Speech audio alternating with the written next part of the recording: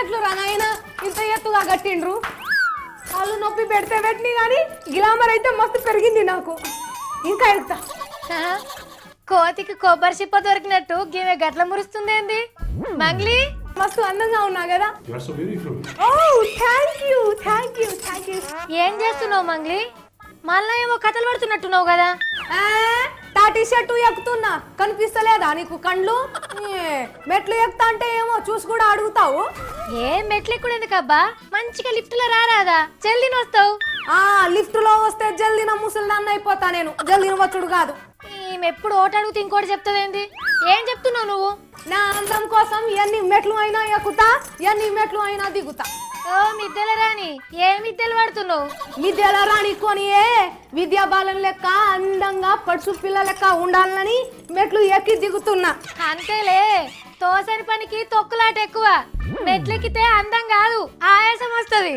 ఆయాసం లేదు, పాయసము లేదు. ఆయుసు పెరిగి నేను మంచిగా ఆయురారోగ్యాలతో ఉంటానని నీకు కళ్ళు మంట. ఏహే, మంట లేదు గింట లేదు. తుమ్మతుంట తెచ్చి నేను ఎత్తి మీద వేస్తే దిమాగ్ చక్కగా అప్పుడు నువ్వే తోవకొస్తావు. నువ్వు కూడా వచ్చి మెట్లు ఎక్కి దిగు, పానం మంచిగా ఉంటది నీకు. ఎప్పుడు కూర్చొని వార్తలు చదవడం కాదు. ఎద్దోడు ఎద్దుకు ఏడిస్తే తస్సోడు తస్సకేడిసిండు. ఏం వార్తదే వియ్యాల నువ్వు? నీకు వార్త ముఖ్యం, నాకేమో నా అందం ముఖ్యం. నువ్వు జర ఆగు. చూడు మంగ్లీ, నువ్వు గిట్లనే చేసినావంటే ఇక నీ కొల్లు ఊడిపోతుంది. నేనైతే ముందే చెప్తున్నా. నీకు చూస్తుంటే నాకు నవ్వు వస్తుంది సావిత్రి. కిందాకు పండాయి రాలితే మీదాకు నవ్విందట. సామెతలు బాగానే నేర్చినావు గాని 2 అంతరాల బంగ్లా మెట్లు ఎక్కి దిగితే 60 ఏళ్ళు వచ్చిన వాళ్ళు కూడా 20 ఏళ్ళు లెక్క ఉంటారు. ఏ బియా, నేను డైలాగ్ ఆమెతో మాట్లాడుతున్నాను కదా, ఎందుకు నువ్వు అట్లా నడిమిట్లా వస్తావు? నువ్వు అట్లనే మెట్లెక్కితే మోకాళ్ళ చిప్పలు అరిగి నడవకుంటా అవుతావు. మోకాళ్ళ చిప్పలు అరిగితే బొక్కలు చారు తాగి మంచిగా చేసుకుంటాను గాని నా అందం మాత్రం అస్సలు తగ్గించుకోను. అంటే మరి ఇప్పుడు ముసలోళ్ళు కూడా మెట్లెక్కితే అందంగా తయారవుతారా? ముసలోళ్ళు కాదు, పడిసోళ్ళు మెట్లు ఎక్కితే జల్దీన ముసలోళ్ళు కాకుండా ఉంటారంట. చదివినా నేను పేపర్లో పోతున్నే. అవునా? ఇంకేంది మరిగా రోజు ఆళ్ళీల బంగ్లాలు ఎక్కి రాపో, అప్పుడు తెలుస్తుంది నీ అందం. పొద్దుగాలొచ్చింది మెట్లు ఎక్కి దిగుతున్నా, జరాగు నువ్వు, ఆయాసం వస్తుంది నాకు. ఏంది పొద్దటి సంది మెట్లెక్కి దిగుతున్నావా? సరిపోయింది పో.